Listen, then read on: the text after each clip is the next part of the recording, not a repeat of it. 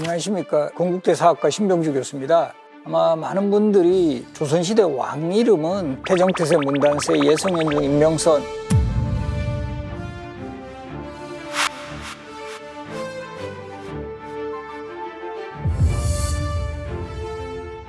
교과서 같은데 전형적으로 나오는 조선왕들의 업적뿐만이 아니라 이 조선왕들이 그 힘겹게 왕이 되고 그 왕위를 지키기 위해서 분투했던 치열한 생존기라든가 조선왕들이 어떤 인물이고 어떤 과정을 통해서 또 왕이 되었는지 영화라든가 드라마에서도 다 담지 못했던 비하인드 스토리, 숨겨진 이야기들을 제가 앞으로 조선의 왕 읽어드립니다에서 확실하게 읽어드리겠습니다.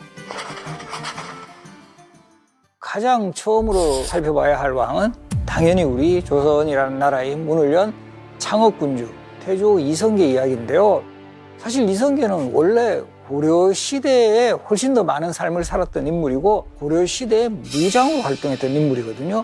결국에는 고려인이 고려라는 왕조를 무너뜨리고 새로운 왕조, 조선을 세우면서 태조가 되는 이야기. 그래서 우리가 보면 보통은 첫 번째 왕은 클 때자를 붙이고 또 창업한 왕에 대해서는 종이라는 호칭 대신에 조를 붙입니다. 그래서 이제 태조는 고려태조 왕건, 조선태조 이성계 이렇게 되는 거죠. 그런데 이제 이런 이성계가 조선의 왕으로 즉위하는 데 있어서 가장 큰 역할을 했던 오른팔이라 할까요? 최근에 그 드라마를 통해서 많이 이제 알려진 인물인데 정도전. 고려라는 왕조 대신에 새로운 나라에 도전했던. 그래서 이 정도전은 그 당시에 새롭게 성장한 신흥 4대부의 대표 주자였고 실제 이 조선 건국의 마스터 플랜을 짠 인물이 정도전이었는데요. 그런데 태조 이성계와 정도전 두 사람의 이 역사적인 만남은 정도전에 의해 철저하게 기획되고 계산된 만남이었습니다. 어떻게 보면 정도전이 새로운 왕조를 건국할 왕으로 이성계를 피겠다라는 거죠. 요즘 말로. 그래서 어떤 분들은 아마 정도전이 아니었다면 이성계는 조선의 왕이 되지 못했을 것이다. 그러면 이 정도전이 이 고려말 혁명을 추진하면서 왜 이성계를 정말 그 많은 무장 중에서 끌어들였을까요? 바로 그 비밀을 밝힐 내용을 오늘 조선왕 읽어드립니다에서 읽어보겠습니다.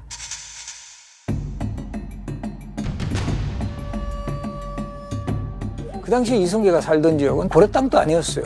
그 당시에 이 원나라의 관리를 받는 원나라 관할 지역이었다.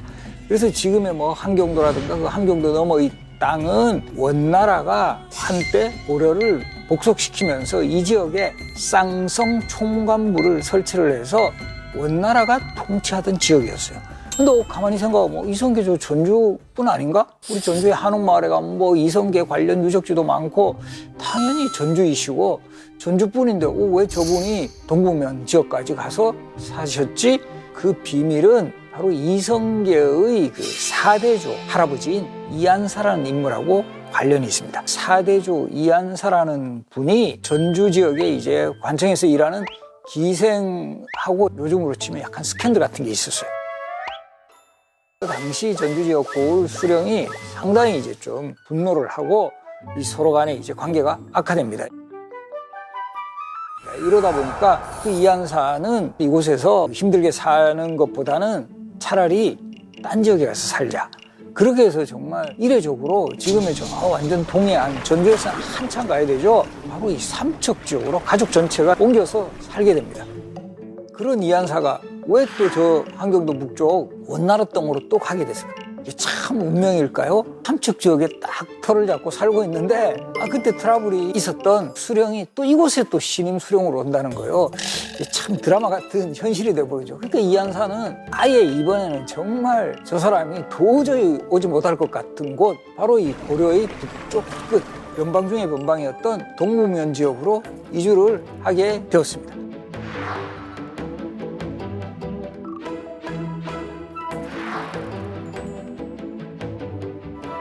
그런데 이곳이 이제 1258년 몽골의 막강한 군대를 가지고 쳐들어오면서 고려 관리들을 이제 죽이고 하다 보니까 몽골의 땅을 바치면서 이제 투항하는 이런 인물이 이제 생기게 됐고, 이한사라는 인물은 이때는 또 어떻게 보면 뭐 살기 위해서랄까요? 이 원나라 쪽에 이제 협조를 하게 되면서 관리가 되는 이런 상황이 벌어져요. 그래서 이런 그 역사에서 아주 또 중요한 포인트가 있는데, 바로 요 천령 이북의 땅이라고 하는데, 원나라가 쌍성 총관부를 설치한 후에 이 본격적으로 이 수복 운동을 벌였던 왕이 바로 공민왕입니다. 그래서 이 공민왕 때 쌍성 총관부 지역을 수복을 하게 되면서 이제는 원나라 땅에서 고려 땅이 되는 거죠. 이 과정에서 이제 이자춘이라는 인물은 공민왕에 가서 투항을 하게 됩니다. 결과적으로 보면 요 쌍성 총관부 지역의 탈환에 아주 그 중요한 역할을 하게 됩니다. 그래서 이때 이성계는 아버지 이자춘과 더불어 수복한 고려 땅을 지키는데 공을 세웠고, 이제 전주 이씨 집안이 다시 부상을 하게 되는 계기가 됩니다. 그래서 고려의 수도인 개경에서 활동을 하게 되는 거죠. 그런데 고려의 개경 귀족들은 변방 지역인 동북면에서 온 이성계 집안을 상당히 이제 무시를 했다라는 이런 기록도 고려사에 보이는데,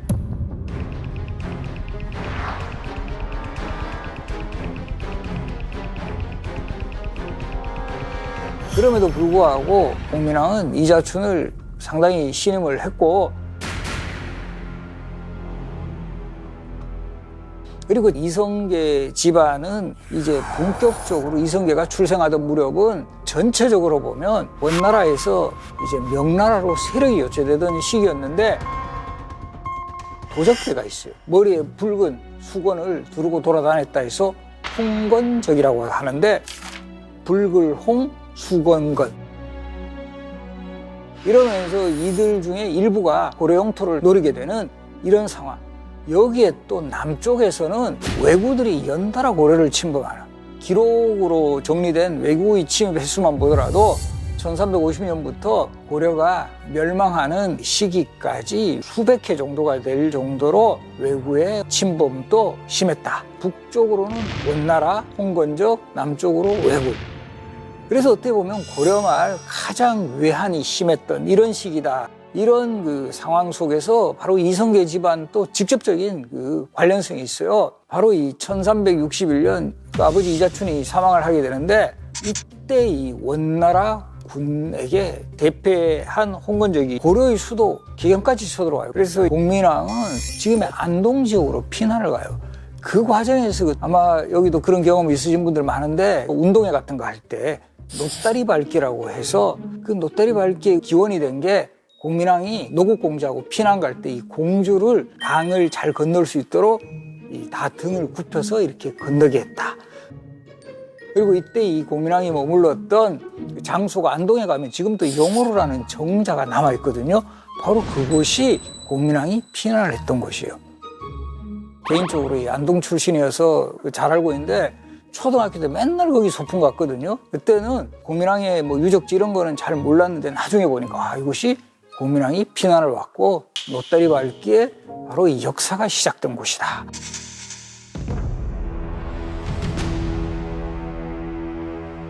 이런 과정에서 이성계가 집안의 사병 2천여 명, 가별초라고 하는데, 이들을 이끌고 개영탈환 작전에 참여하게 됐고, 홍건적의 수장 및 여러 장수 100여 명의 목을 베면서 이 전투에서도 큰 활약을 하게 됩니다. 아마 이성계 하면 많은 분들이 기억을 하시는 부분이 활쏘기에 대해서는 정말 타의 추정을 불허했다. 태조실록에 보면 뭐 이런 기록이 나와요. 정말 믿거나 말거나 한 기록인데, 태조가 단 한 번 쏘니 5마리 까마귀의 머리가 모두 떨어졌다.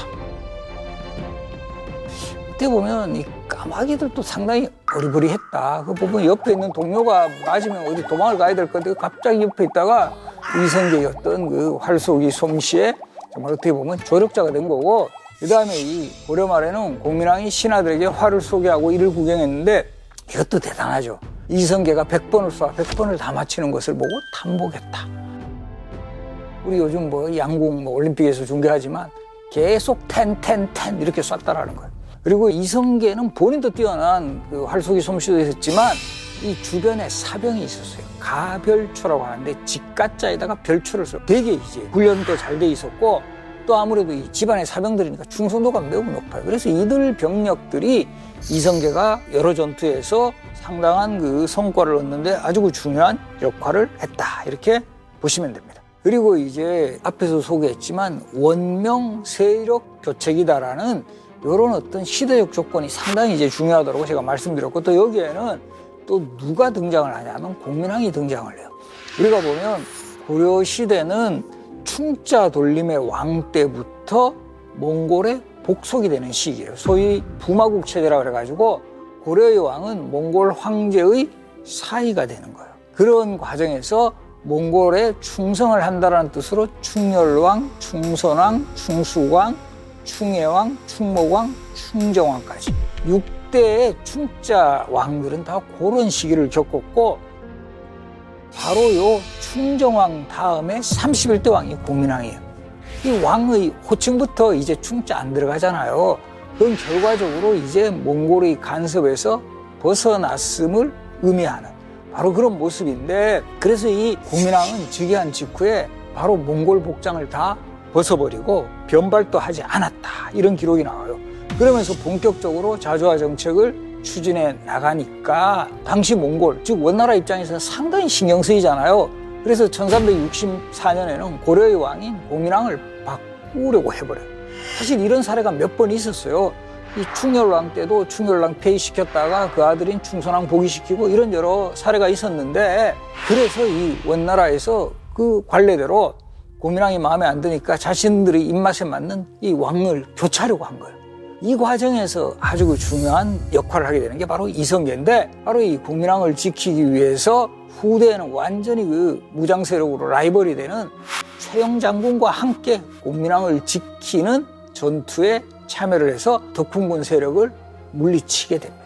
그래서 이때 문익점이라는 분이 덕훈군 편에 섰다가 나중에 고려에 와서 상당히 그 좀 시달리게 되는 이런 과정에서 오히려 목화씨를 널리 또 보급하는 우리 문익점이라는 분이 여기에도 또 연루되는 그런 인물입니다. 그러다가 이성계라는 인물의 명성이 고려 전체에 알려지게 하는 정말 큰 전투가 벌어지는데 1380년에 벌어졌던 황산 대첩입니다. 많은 분들이 황산벌 전투 헷갈려가지고 나중에는 그러는데 계백장군의 황산벌 전투는 지금의 논산 지역이고 요 황산은 지금의 그 지리산 남원 부근에서 벌어졌던 전투인데 이 당시에 고려의 꾸준히 침략했던 왜구가 500여 척의 배를 이끌고 이 지금의 지리산 일대까지 쳐들어왔거든요. 근데 그 당시에 이성계가 이제 이끌고 있던 부대가 한 3천여 명 정도였고 외적이 이끌었던 수는 거의 한 1만여 명 이상. 누가 봐도 이제 불리한 상황이었고 그때 또 바로 일본에 소년 장수가 있었어요. 아지발투라고. 나이가 15, 16세 정도밖에 되지 않았는데 완전히 그 갑옷과 투구로 무장을 하고 그래서 이게 아무래도 빈틈이 없는 거예요. 아마 이성계도 계백 장군을 약간 이제 빙의를 했는지 우리 계백 장군이 황산벌 전투에서 우리 화랑관창이 너무 나이가 어리니까 계속 이제 쳐들어올 때 살려서 보내잖아요. 그래서 처음에 이성계는 저 아지발투가 나이가 너무 어리다라는 소식을 듣고 사로잡자 그래요. 그때 누가 강하게 반대하냐면 이성계하고 의형제 맺은 인물이 있어요. 이지란이라고. 이지란이라는 인물은 원래는 여진족 출신이고 여진족 이름으로는 퉁두란이라고 해요. 이성계가 어떤 전략을 쓰느냐 하면 정신없는 까마귀 5마리 맞춘 그런 그 활솜씨 기억하시죠? 기록에 보면 이성계가 아지발투가 쓰고 있는 투구를 맞추는 게 아니라 투구의 끈을 맞췄다라고 돼 있어요. 끈을 맞고 투구를 제대로 이제 하기 위해서 아지발투가 이 자세가 흐트러지죠. 그때 이지란이 바로 아지발투를 죽였다 이렇게 기록이 나와요.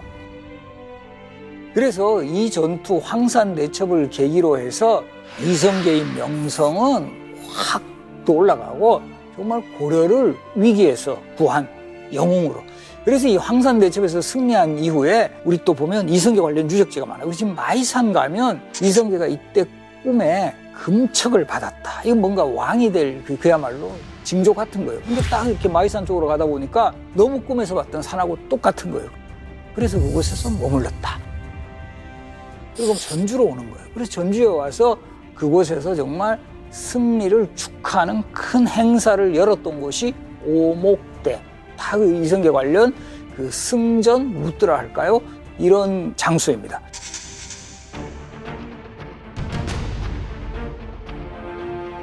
이렇게 고려군의 선봉에서 종횡무진 활약을 하면서 고려를 위기에서 구할 수 있는 영웅으로 인식이 되게 된 이성계.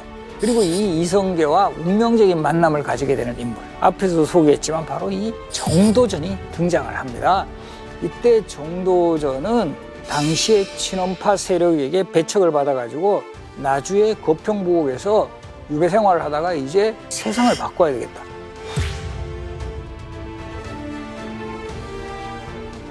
그럼 세상을 바꿀 힘을 가진 인물 누굴까? 그렇게 해서 바로 당시 여진족을 막아내느라 전투를 치르고 있던 이성계를 찾아갑니다. 근데 사실 이때까지는 정도전하고 이성계는 별다른 인연이 없었어요. 근데 이때 정도전과 이성계를 연결시키는 사람은 누구일까요? 정몽주였습니다. 이 정몽주하고 정도전은 이색이라는 고려말 대학자 밑에서 동문수학하면서 의기가 투합이 됐어요. 이 정몽주도 고려라는 나라 바꿔야 된다라는 그런 마인드는 분명히 가지고 있었고 정도전에게 이성계를 소개를 해주었다. 그리고 이제 이 두 사람이 함주막사에서 이런 이야기를 나눴다라는 게 기록이 되어 있는데요. 첫 만남에서 정도전은 이성계의 잘 훈련된 군사를 보고 감탄하면서 이 군대로 무엇이든 성공하지 못했습니다. 바로 이게 짧은 한마디지만 새로운 세상 함께 바꿔봅시다. 그 당시에 고려의 무장 중에 최고의 인물이 최영 장군하고 이성계 장군. 근데 이 최영 장군은 권문세족의 어떤 영향도 있었고 상당히 어떻게 보면 좀 보수 세력, 어떤 새로운 세상을 바꾸려는 그런 인물은 아니다. 오히려 이성계 같은 경우는 저 한경도 이 변방 출신이었고 거기에 정몽주라든가 정도전에게 상당히 성리학적인 이념에도 동의를 했고 뭔가 이런 새로운 세상을 바꿀 수 있는 그런데 충분히 동의를 할 수 있다. 그래서 이 두 사람의 만남이 결과적으로 보면 새로운 왕조 탄생으로 이어지게 됩니다. 정도전이라는 인물하고 서로 입지를 같이 하면서 이제는 더 이상 고려라는 체제 유지로는 되지 않는다. 그리고 이제 뭔가 확실한 혁명을 선택해야 된다. 이런 과정에서 또 중요한 변수가 발생합니다. 바로 이제 명나라 쪽에서 철령 이북 지역의 땅을 다시 내놔라. 바로 이 철령 이북 지역의 땅은 공민왕이 쌍성 총관부를 설치한 곳을 수복한 땅이에요. 그러니까 이 명의 입장에서는 우리가 원나라를 물리치고 새로운 명나라를 세웠으니 원래 원나라 땅은 우리 땅이다. 이건 내놔라. 이렇게 돼버리는 거죠. 그래서 이 고려의 입장에서는 상당히 이제 좀 그 외교적으로 고민에 빠집니다. 철령 이북의 땅을 내놓으라는 거는 고려로서는 말도 안 되는 요구였지만 이 명나라를 건드렸다가는 이제 겨우 원나라의 간섭에서 벗어났는데 이제 명나라와 전쟁을 할 수도 있다라는 거죠. 그런 과정에서 고려의 그 당시의 군사적인 실세는 최영 장군인데 최영 장군은 또 무장답게 이게 오히려 찬스다. 바로 이 원명 세력 교체 시점에 무주공산이 된 저 요동 지역을 우리가 먼저 공격을 해가지고 차지하자. 그리고 그 선봉에 이성계를 세웁니다. 사실은 최영 장군 본인이 가려고 했어요. 그런데 우왕이 말립니다. 왜냐하면 우왕은 어떤 트라우마가 있었냐 하면 바로 자신의 아버지 공민왕이 최영 장군이 개경이 없는 상황에서 시해당하는 그런 상황을 겪었기 때문에 최영 장군을 가장 믿고 있었어요. 그러니까 최영이 출정해버리면 본인도 불안해진다는 거죠. 그래서 그 요동정벌에 반대 의견을 표시했던 이성계가 원정군 사령관으로 갈 수밖에 없었고 사실 이성계는 그 자신이 내키지 않은 입장을 사불가론으로 밝힙니다. 첫 번째, 작은 나라 고려가 큰 나라 즉 명나라를 공격할 수는 없다. 두 번째로는 농번기인 여름철에 군대를 동원하는 것은 불가하다. 세 번째, 온나라가 군대를 동원해서 북쪽으로 가면 왜구가 공격할 여지가 있다. 네 번째가 장마철이라 활이 약해지고 전염병으로 희생될 수 있다. 하지만 이성계가 정말 원하지는 않았지만 군사들이 끌고 요동정벌에 나섰는데 그때 이게 참 운명적으로 압록강에 있는 위화도라는 섬이 있어요. 이게 장마가 계속 져가지고 그 물이 너무 불어나서 갈 수가 없었어요. 그래서 이때 며칠을 머물면서 고려의 왕 우왕하고 최영희의 글을 올려 군대를 돌릴 수 있도록 허가해달라 요청을 했지만 당연히 이쪽에서는 그처럼 무조건 가서 싸워라. 그 결과적으로 이성계는 정말 엄청난 결심을 하죠. 병력들을 회군을 시켜서 자신에게 명을 내렸던 우왕과 최영 장군을 공격하는 그야말로 우리 역사 속에 조선 건국의 가장 중요한 계기가 되는 위화도 회군이 이루어집니다. 그래서 이성계하고 위화도에 추정했던 병력들은 거의 한 3만여 명 이상, 그리고 이 최영 장군이 방어했던 개영 지역의 군사들은 뭐 많아야 한 7, 8천 명. 이 숫자로도 역부족이었고, 그리고 이제 위화도 해군에 나섰던 군대들은 이제 그야말로 죽기 살기로 공격이 들어오는 거예요. 이러다 보니까 최영 장군 입장에서도 그 이성계를 비롯해 요동정벌에 나간 그 장군들을 회유시키기 위해서 그 가족들을 인질로 삼아요. 그래서 이때 가족들을 인질로 삼았을 때 다섯 번째 아들 방원이 신도강호 강씨라든가 그 아들인 방범과 방석을 지키는데 아주 그 중요한 역할을 하게 됩니다. 이 결과적으로 보면 자신에게 명을 내렸던 최영 장군과 우왕을 공격하면서 한순간 역적이 되는 그런 상황이었죠. 이성계는 어떻게 보면 이제 되돌릴 수 없는 강을 건너는 거예요. 그야말로 뭐 주사위는 던져줬고, 그리고 그 과정에서 나중에 정몽주와 같이 한때는 이성계와 한편이었던 그런 세력들이 또 이성계를 제거하려는 정도전마저 유배까지 보내는 이런 상황이 초래하면서 조선건국인 1392년까지 더욱더 격동하는 그런 역사를 만들어 나가게 됩니다. 이런 장면들에 대해서는 다음 시간에 이어가겠습니다.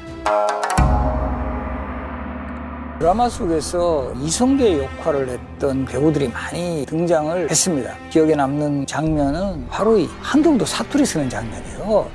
건너 새끼구나. 무식이 돼지 같은 주원자이 갈라 새끼. 한경도 출신, 시골 무장 출신으로서 좀 더 강인하고 장군의 이미지하고도 잘 맞물리는 그런 모습을 보여주는 것 같아요. 그런데 이제 이성계는 의외로 왕에 오르는 과정에서는 소극적인 모습을 보여요. 결정적인 것은 그 당시에 이 신하들이 옥새를 가지고 이성계의 집을 가게 되는데 이때 불같이 화를 냅니다. 결과적으로 이성계가 이렇게 왕이 되는 그 과정에서 뭐 실록의 기록은 본인은 하기 싫었지만 그 신하들이라든가 백성들의 추대를 받아서 됐다.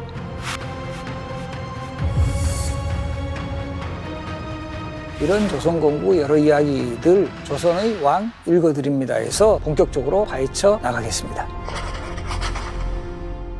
1388년 위화도 해군 이후에 고려를 대표하는 무장이었지만 결과적으로 보면 고려왕의 명령을 어긴 역적이 되어가지고 개경으로 향하는 그 이성계의 모습.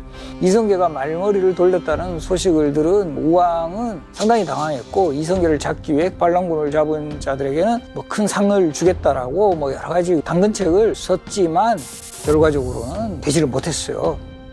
그래서 이성계 부대들은 개경에 무혈 입성을 하게 되었고 많은 백성들이 개경으로 입성하는 이성계 부대를 환영을 해주는 그런 장면들이 나옵니다. 그래서 이성계의 대군이 이제 개경으로 들어왔을 때 우왕이 가장 자신이 믿었던 인물이 최영 장군이거든요. 그래서 이 최영 장군을 의지를 했지만 최영 장군이 나이가 73세예요. 73세면 칼 들기도 힘들어요. 그때도. 그런데 드라마 같은 데 보면 최영 장군하고 이성계 장군이 막 1대1로 막 싸우고 이런 모습들은 큰 과장이다 이렇게 생각을 하시면 되고, 또 이 최영 장군의 존재는 이성계 장군의 입지에 상당히 부담이 돼요. 그래서 결과적으로 유배를 보냈다가 이 처형을 하는 그런 모습도 나오고, 그리고 이제 이때 이 최영 장군하고 또 관련되는 이런 대표적인 어록이 크게 두 가지가 있어요. 황금보기를 돌같이 하라. 최영 장군이 집안에서 내려오던 가훈이었고요. 또 최영 장군에 얽힌 대표적인 이야기가 내가 평생에 탐욕이 있었다면 내 무덤에 풀이 자랄 것이요 탐욕이 없었다면 풀이 자라지 않을 것이다. 근데 이게 정말 조선 후기에 기록된 역사서 연례실기술 같은 데도 보면 적분이라고 돼 있어요. 붉을적. 그렇게 이 풀이 자라지 않으니까 땅이 빨갛게 보인다라는 뜻이죠. 이것은 아마도 그 주변에 소나무 같은 게 많고 이래서 풀이 제대로 자라지 않은 그런 땅에 무덤이 조성되었기 때문에 그랬을 가능성이 많은데, 이 최영 장군이 그렇게 했다는 말하고 절묘하게 이게 딱 맞아떨어지니까 이 이야기가 오래도록 남게 된다라고. 이렇게 완전히 권력을 장악한 이성계는 우왕을 폐하고 우왕의 아들인 9살의 창왕을 왕에 올려요. 그리고는 얼마 후에는 폐가 입진 가짜를 폐하고 진짜를 세운다라는 명분으로 창왕을 공양왕으로 다시 교체를 해요. 우왕은 원래 공민왕의 아들이 아니라 신돈의 아들이다라는 이야기가 계속 떠돌았어요. 왜 그러냐면 계속 공민왕이 자식이 없었는데 이 신돈이 공민왕하고 아주 가까웠을 때 신돈이 반야라는 여인을 첩으로 공민왕에게 바쳐요. 이 공민왕이 후궁이 되는데 이 반야하고 혼인을 한 후에 바로 낳은 아들이 우왕인데 그 사람들이 수근수근거리기는 저거 공민왕 아들이 아니라 저 신돈이 미리 임신시킨 아들이다. 그래서 우왕한테는 항상 신우라는 명칭을 붙여요. 신돈의 우왕. 창왕도 그 아들이니까 다 이거 신돈 아들 손자다. 그런 가짜 왕을 없애고 진짜를 세운다라는 뜻으로 공양왕을 왕으로 올렸다는 것 자체가 이제 너는 잠깐 관리하고 있어라. 왕권을 행사하지 못하고 호수아비 왕이 되는 거예요. 실제 왕의 호칭도 공양왕, 공손히 양보한 왕. 그럼 왜 그럼 이성계는 창왕 폐위하고 바로 자신이 왕이 되지 않는가? 바로 이성계 입장에서는 창왕 폐위시키고 본인이 왕이 되면 이 왕위를 찬탈하는 그런 모양새가 되거든요. 그러다 보니까 공양왕을 임시로 올리고 공양왕이 스스로 왕위를 양보하는, 이거 우리가 선이라고 그래요. 찬탈이라는 방식보다는 선의를 받는 그런 방식으로 하면 그 이미지 같은 게 훨씬 좋아지고 이 세왕조 건국이라는 것도 훨씬 더 빛이 날 수 있다, 이렇게 볼 수 있다는 거죠. 그래서 이렇게 완전히 권력을 장악했던 이성계, 그리고 이성계의 오른팔로 맹활약했던 불레인 정도전, 바로 이때 나온 게 바로 화전법이라는 전제 개혁이었습니다. 그리고 그 당시에 권문세족들이 대부분 그 땅을 점유해가지고 뭐 고려사 기록 같은 데 보면 그 고려시대의 부자는 진짜 부자예요. 조선시대 부자하고 비교를 하면 고려시대의 그 부자들은 땅의 경계가 산과 강으로 나눠졌다. 뭐 조선시대의 부자는 저까지 우리 땅이다 이런 정도라면 저들은 그냥 산하고 그냥 강을 하나 넘어야 그 땅이 될 정도로 많은 토지가 집중이 돼 있었다라는 거죠. 그래서 이 당시 고려 말 그 소위 말하는 기득권 세력, 권문세족이라고 하는데 이들이 너무 토지를 많이 이제 점유를 해가지고 이 당시에는 그 토지를 가지고 있으면 백성들이 그 농사를 짓게 되고 이러면 거기에 대한 세금을 부담하는데 권문세족이 차지한 토지에 대해서 내는 세금은 거의 절반이에요. 바로 이 정도전이 주도해가지고 추진했던 화전법 체제에서는 10분의 1만 세금을 내면 되는 거예요. 이거는 뭐 지금도 우리 뭐 반값 등록금에도 엄청 좋아하는데 이거는 뭐 20% 세금 체제예요. 그리고 이제 화전법 실시하면서 옛 토지 대장은 개경거리에서 불살라버렸고, 그래서 이때 우리 중요한 게 전제개혁을 했다라는 거는 권문세족들의 힘을 확 빼고, 특히나 이때 고려 말에는 불교 세력이 되게 컸거든요. 특히 불교 사원들은 면세 면역의 특권을 가지고 있었는데 여기에 완전히 뭐 메스를 들이대니까 결과적으로 보면 불교 세력을 약화시키는 데도 아주 중요한 역할을 하는 것이 신흥 사대부 그리고 이성계 세력이 주도한 바로 이 토지개혁의 결과였다. 그래서 먹고 사는 문제에 대해서 상당히 편하게 해주니까 이 백성들이 지지하는 분위기가 보이는 거예요. 이제 마지막 단계만 남은 거예요.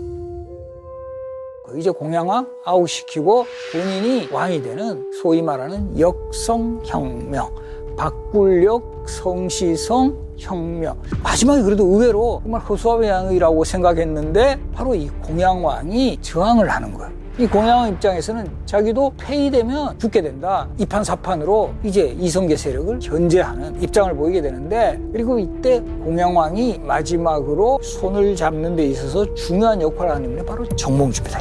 정몽주는 고려말 대표적인 성리학자로서 학문적으로도 뛰어났던 인물이었고, 정몽주라는 인물이 가지고 있는 정치적 영향력도 매우 셌고, 거기다가 정몽주는 고려 왕조를 지지하는 입장이었어요. 이제 정몽주와 정도전은 친구가 아니라 완전히 반대편에 선 치열한 경쟁자가 됩니다. 그래서 결국 이게 먼저 정몽주가 선수를 쳐요. 공양왕과 손을 잡고 정도전에게 죄를 씌워 유배를 보냅니다. 그리고 이들을 제거할 계획까지 세웠고, 그런 상황에서 또 이성계에게도 큰 변수가 생깁니다. 개경교회에서 사냥을 나섰다가 낙마사고로 병석에 눕게 되고 병란도라는 곳에 이제 있게 되는데, 이 공양왕과 정몽주가 이성계도 제거하려는 이런 입장을 보이게 되는데, 이때 짠 하고 등장하는 또 인물이 있어요. 누굴까요? 바로 이방원입니다. 이방원. 일단 아버지를 계경으로 모셔옵니다. 일단 이성계가 계경으로 와야 뭔가 구심점이 있을 거 아니에요? 그렇게 되면서 정몽주의 강한 이성계 일파 제거에 방어 정책을 수립을 한 거죠. 이방원의 행동 덕분에 이성계 세력이 다시 결집을 하게 되는. 이런 상황에서 이제 정몽주는 이성계 세력의 뭐 움직임이라든가 또 이성계가 어떤 생각을 하고 있는지 그래서 문병을 핑계로 이성계 집을 찾아갑니다. 그래서 이성계를 찾아간 가장 큰 명분은 표면상으로는 병문안이에요. 근데 실질적으로는 내부의 어떤 동태를 염탐하러 간 그런 상황이었고 이런 상황에서 이방원은 새로운 왕조 개창에 가장 걸림돌이 되는 인물은 정몽주라고 판단을 했고 실제 정몽주 제거해야 된다고 그런 입장을 말했지만 이성계는 강하게 반대합니다. 이성계 입장에서는 정도전과 정몽주를 오른팔과 왼팔로 쓰려는 그런 구상을 했던 인물이에요. 이성계 입장에서는. 그런 입장에서는 정몽주를 제거하려는 이방원의 움직임에 제동을 걸었지만 이방원은 단독으로 거절을 합니다. 그때 이방원이 정몽주의 마음을 떠보기 위해서 지은 시조가 그 유명한 하여가.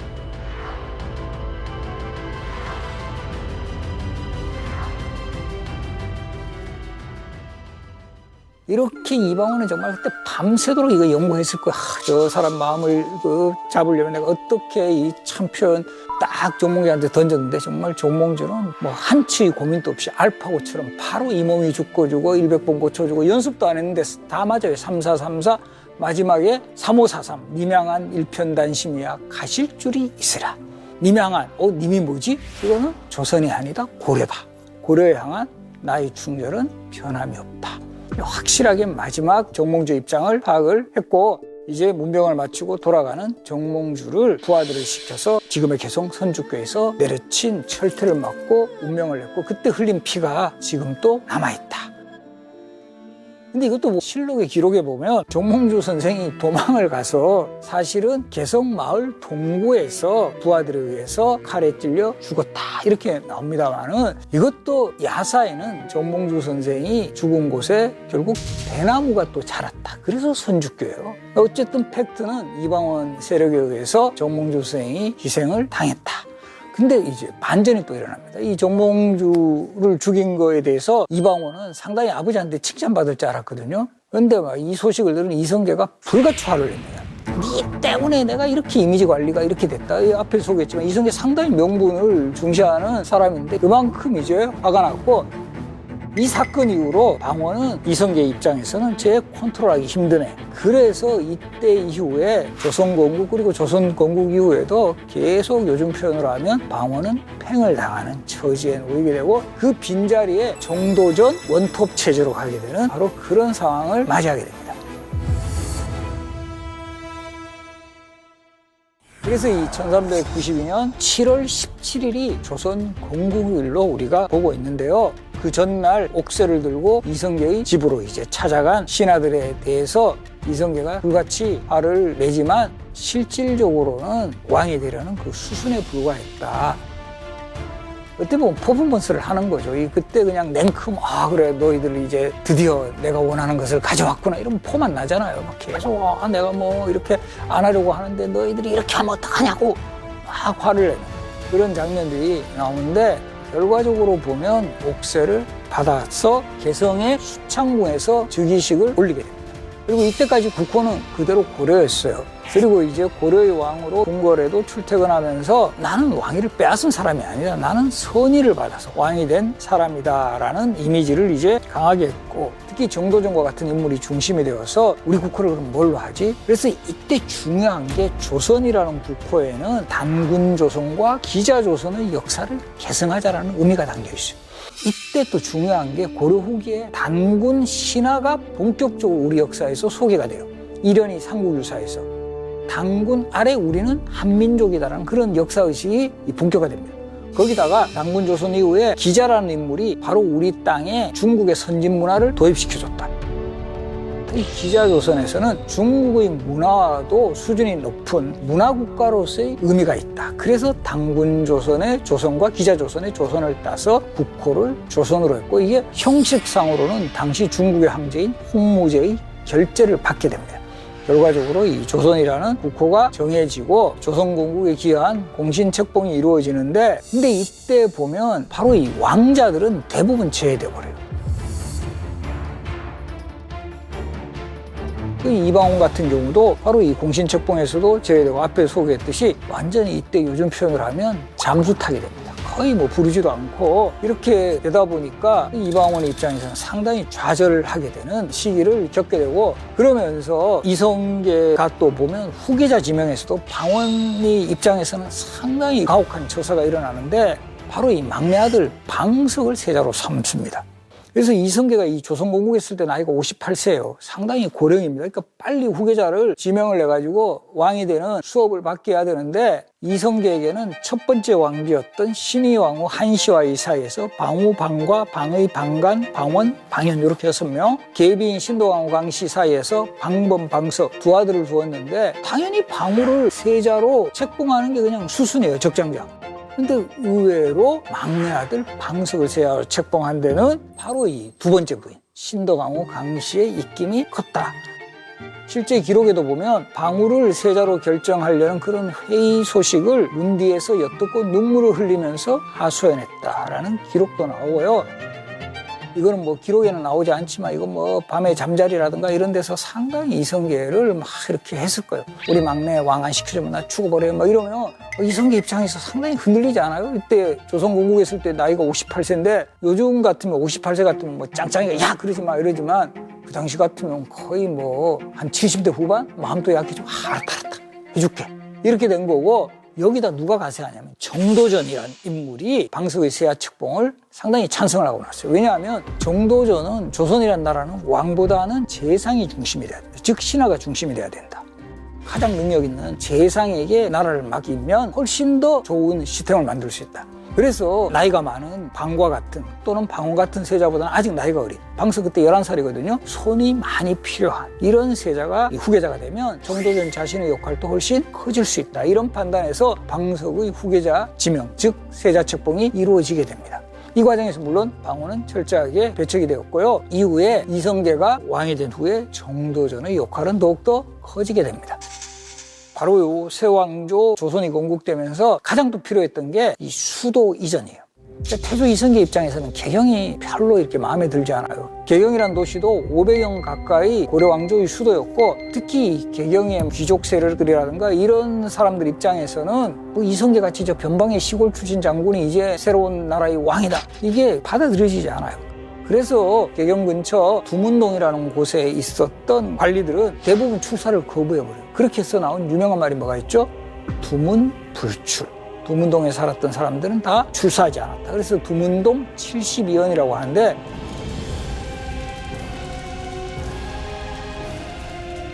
그래서 이 한양을 최종적으로 수도로 선택한 데는 원래 후보지로는 계룡산 일대를 물색을 했어요.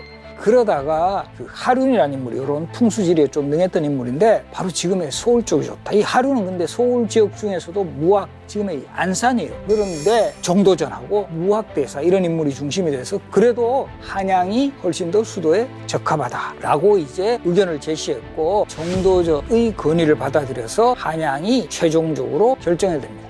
그래서 이제 이 1394년 10월 한양 천도가 단행이 된 거죠. 그만큼 빠른 시간 내에 천도가 이루어졌고, 그리고 이 한양 천도와 더불어 이 왕이 거처하는 궁궐 경복궁은 1395년 10월에, 그리고 이제 역대 왕과 왕비의 신주를 모시는 종묘도 바로 이제 건설이 되고, 서울의 4곳 산을 잇는 18km 정도의 한양도성이 바로 조선건국 직후에 완성이 되게 됩니다. 바로 이 한양천도만큼은 사실 정도전도 처음에는 반대를 해요. 왜냐하면 여러 가지 해야 할 일들이 많은 상황에서 천도까지 하게 되면 너무 정치적으로 큰 부담이 된다. 이 상황에 대해서 이성계가 불같이 화를 내는 장면이 나요. 내가 이렇게 하고자 하는데 왜 천도를 못하게 하느냐. 이 한양천도만은 이성계의 강력한 의지로 인해서 추진이 된다라는 상황들도 잘 기억을 하시고요. 이성계는 이제 조선의 첫 번째 왕이 되었고, 그 과정에서 참모 정도전이 새로운 왕조였던 마스터 플랜을 제시를 했고, 결과적으로 이 한양천도가 이루어지면서 새로운 왕조, 조선왕조가 본격적으로 탄생을 하게 되었다. 이렇게 말씀드릴 수가 있습니다. 여러분, 조선의 첫 번째 왕 태조 이름 다 아시죠? 이성계. 태종의 이름 이방원. 정종의 이름? 바로 이 정종이라는 왕 이름 방과라고 했는데, 카리스마 넘치는 아버지와 동생 사이에서 어쩔 줄 몰라 하는 유약한 모습을 보였던 그런 왕. 사실 종종은 어떻게 보면 무장인 아버지 이성계의 피를 가장 잘 이어받은 그런 인물로도 볼 수 있어요. 왜냐하면 바로 이성계가 고려말 무장으로 크게 활약을 할 때 정종도 직접 전투에 참여를 했던 아들이기도 했거든요. 정종이라는 왕은 우리 기억 속에서는 뭘 했는지조차 알기 힘든 왕. 그래서 태조 다음에 태종으로 생각하는 분들도 많아요. 잠깐이라도 왕을 하기는 했고 또 의외로 업적도 꽤 있습니다. 그래서 오늘 시간에는 조선왕 읽어드립니다 해서 정종 읽기를 한번 시도해 보겠습니다. 1392년 7월 17일 조선 건국, 그리고 이제 1394년 10월 한양 천도, 그리고 그 다음해인 1395년 경복궁 건설 등을 통해서 조선이란 새 나라의 기틀이 착착 마련되고 태조 이성계는 방석이라는 후계자 책봉까지 마쳤거든요. 이 방과는 무인적인 기질이 있었기 때문에 아버지 이성계와 더불어 전장을 누비면서 특히 황산대첩과 같은 전투에서도 함께 참여했고 위화도 해군에서도 합류해가지고 아버지를 지켰던 이런 인물이었고, 그래서 이 조선 건국 이전부터 동북면 지역에서 특히 가별초, 그 가별초의 아주 수장으로서의 큰 역할을 했고, 그러다 보니까 자연스럽게 이성계도 그 아들 방과에게는 경권에 관한 그런 일들은 맡길 수가 있었습니다. 그런 과정에서 바로 이 명나라 창업한 왕, 우리 주원장이라고 하죠. 홍무제라고도 이제 하는데, 이 사람 상당히 피곤한 스타일이에요. 특히 홍무제가 조선 건국의 아주 핵심 지역이었던 정도전을 상당히 마음에 들지 않아 했습니다. 왜냐하면 정도전이라는 인물이 명나라의 관계에서 상당히 자주적인 입장을 취하고 진법이라는 군사 훈련 교재 같은 걸 만들어가지고 수시로 군사 훈련 같은 거 시키고 이러니까 명나라 입장에서는 자신들이 어떤 4대 외교를 하는 과정에서 강대국으로서 조선을 확 눌러놔야 되겠다. 호시탐탐 이 조선을 노리면 시비를 거는 이런 상황들이 거듭 발생해요. 이 당시에 그 조선에서 올린 표전문이라 해가지고 우리로 치면 양식에 잘 안 맞는다, 표현이 틀렸다, 이런 방식으로 되게 자꾸 트집을 거듭하고 명나라에 간 사신들도 예우를 차리지 못했다 해가지고 심지어 억류까지 시켜요. 이건 완전히 그냥 갑질도 그런 갑질이 없어요. 그러다 보니까 이 정도전도 뭔가 우리 명나라하고 군사적인 충돌이 있는 상황을 대비하기 위해서는 국력을 키워야 되겠다. 그렇게 해서 했던 대표적인 조치가 사병혁파입니다. 사병혁파로 사실은 가장 타격을 받은 인물은 누구냐 하면은 바로 이제 방원을 비롯한 요 왕자들이 보유한 요 사병들이에요. 정도전이 사병혁파를 본격 추진한 이유는 명나라에 대한 견제라는 그런 성격도 있지만 또 이제 특히 방어 같은 정치적 야심 있는 사람이 사병을 가지고 결과적으로는 또 반란의 칼끝을 겨눌 수가 있다라는 거죠. 그래서 이 1398년에 아주 그 중요한 사건이 일어나게 되는데요. 바로 이 방원이 주도한 왕자의 난이 일어납니다.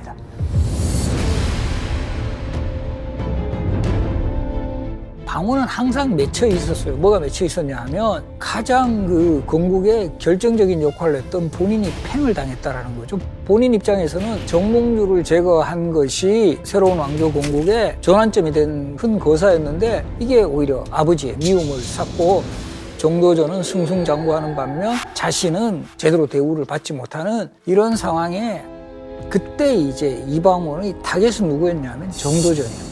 정도전이 이미 세자로 책봉된 방석의 후견인이 되어가지고 자신의 그 영향력을 미치는 정도전 제거가 가장 급선무다라고 판단을 했던 거죠.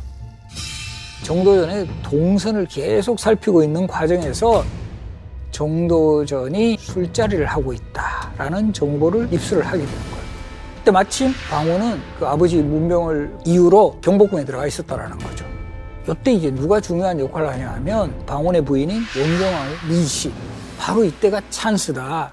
근데 이제 방원은 그때는 내가 이때 들어가지고 좀 뭐 핑계도 없고 이럴 때 이 부인이 지혜를 발휘해요.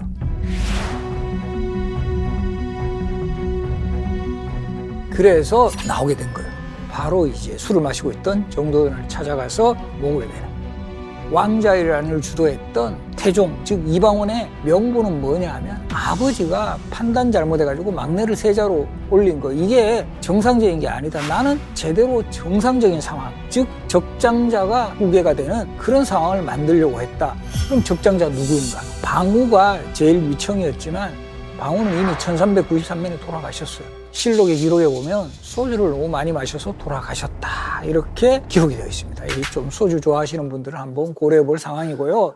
그래서 두 번째 아들 방과가 실질적인 적장자였기 때문에 정종이 결과적으로 추대를 받아요. 사실 왕자회란 당시에 정종은 이성계의 쾌유를 비는 제사를 준비 중이었다가 왕자회란 소식을 듣고는 오히려 도망을 가요. 피난을 가요. 괜히 이거 가담했다가는 자기도 뭔가 이렇게 휩쓸릴까봐. 그런 상황에서 동생인 방원이 찾아와서 형님, 적장자가 세자가 되는 게 맞지 않겠습니까? 라고 해서 그냥 얼떨결에 그때 워낙 방원이 기세가 세니까 알았다 이렇게 되어가지고 졸지에 세자가 되었다가 이성계에 의해서 왕위를 물려받아요.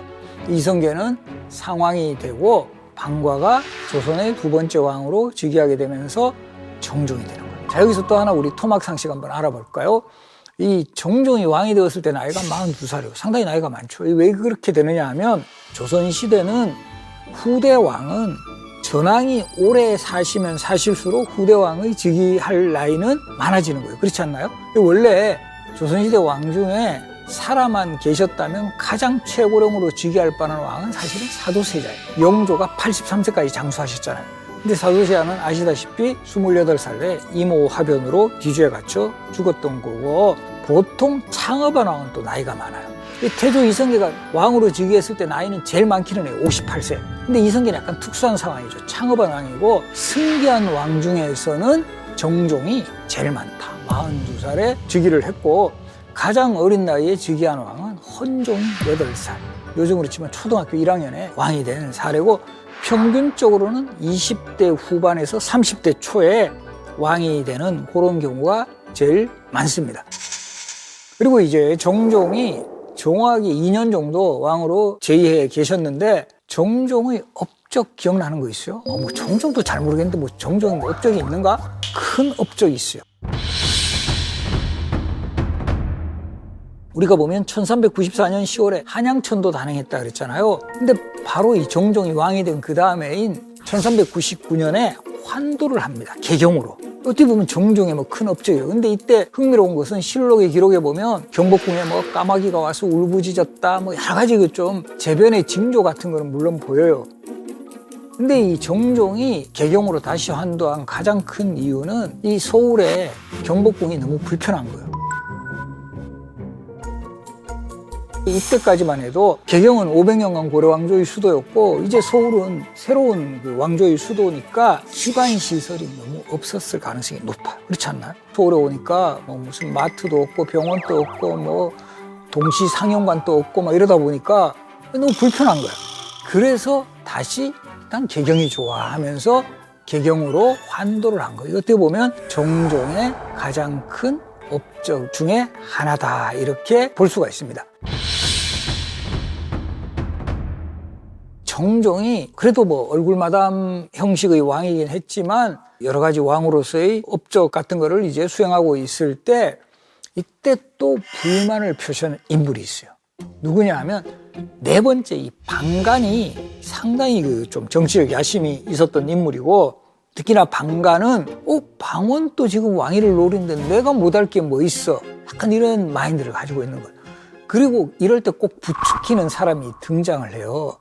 바로 박포라는 인물이에요. 박포는 왕자의란 때 이방원 편에서 이미 활약했던, 근데 이제 이때 활약을 했지만 제대로 대우를 못 받고 나중에 유배까지 가게 되니까 상당히 불만이 쌓였던 인물이에요. 그런 과정에서 방관 또 뭔가 이렇게 내가 방원보다 못한 게 뭐 있어? 이러니까 어르신 한번 제가 군사 보유한 거 확실하게 동원하겠습니다. 한번 해보죠. 이렇게 해서 1400년에 2차 왕자회란이 일어났고 결과는 확실하게 이방원이 박포의 그 반란군을 바로 진압을 하게 되고 그래서 2차 왕자회란 후에 방원의 반대 세력은 완전히 소멸을 하게 되었고 근데 이때 재밌는 것은 방원을 왕세자로 임명을 해요. 왕세제잖아요. 동생인데 이때는 또 이례적으로 일시적으로 왕세자로 삼는 거죠. 그리고 사실은 방과를 두 번째 왕으로 추대하는 과정에서도 방원이 어떤 계산을 했냐 하면 자신이 명분으로 세운 게 뭐예요? 적장자로 승계를 하자. 근데 정종이 적장자 있으면 되게 입장이 곤란해져요. 근데 다행히 정종은 왕비였던 정원왕후와의 사이에서는 자식이 없었던 거예요. 정종은 9명의 후궁이 있었고 이거 여러 가지 좀 해석이 달라지는데 그들과의 사이에서 17남 8녀를 두었다. 이런 기록도 나와요. 조선시대 이제 왕실의 자녀 수에 대해서는 조금씩 이제 차이가 있는 경우가 있는데 조선시대 왕실에서 최고는 태종입니다. 19명과의 후궁 사이에서 12남 17녀를 두셨다. 그리고 이제 두 번째가 성종 16남 12녀 28명 정종이 17남 8녀 25명. 그리고 이제 정종은 후궁들 중에 보면 좀 흥미로운 게 여종, 노비 같은 천출들이 또 많았어요. 그리고 정종의 첩 중에 유일하게 높은 신분이 가희궁주라는 인물이 있는데 역시 이제 고려시대 때 남편과 시아버지가 이제 처형된 사람을 받아들여 이제 재혼한 그런 사례였습니다. 그래서 이런 좀 후궁들을 집안 보는 것보다는 좀 더 개방적으로 받아들였다라는 또 모습을 보였던 게 이제 정종의 특징인데요. 그리고 전체적으로 보면 조선 전기가 이런 약간은 좀 개방적이라 그럴까요? 이런 그 요소들이 훨씬 더 많다라는 거 조선 후기적 상황하고 좀 비교를 할 수도 있습니다. 정종을 왕위에 올린 이방원은 어떻게 보면 자신이 앞으로 해야 될 이런 상황들을 많이 이제 위임을 하게 했다. 대표적인 게 1399년에는 인사청탁을 막기 위한 분경금지법을 만들어요. 분경이라는 것은 분추경리라는 뜻으로 인사청탁을 위해 가지고 권세가 이 집에 드나드는 것을 우리가 분경이라고 하는데 이거를 이제 막음으로써 인사청탁을 제대로 하지 못한 좀 공정한 시스템을 만들겠다라는 그런 뜻이죠. 그리고 태종 이방원이 본격적으로 사병혁파에 나섰다 이런 이야기를 하는데 실제 그 단서를 마련한 게 정종이에요.